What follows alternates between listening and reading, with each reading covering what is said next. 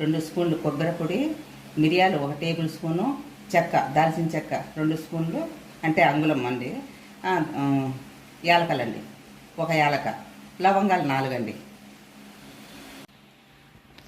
ఒక 4 రెమ్మలు కరివేపాకండి, పెద్ద సైజు టమాటాలు ఒక 4,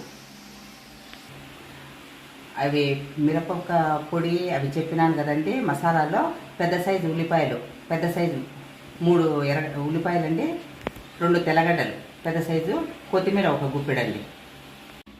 ఈ గంటతో 3 గంటలు ఆయిల్ వేసుకున్నానండి. 3 గంటలు టమాటాలు మసాలా వేసి వేపుకోవాలండి. టమాటా కొంచెం మగ్గిందండి.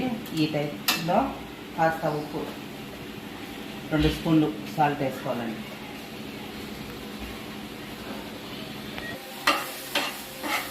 ఇలా బాగా వేగి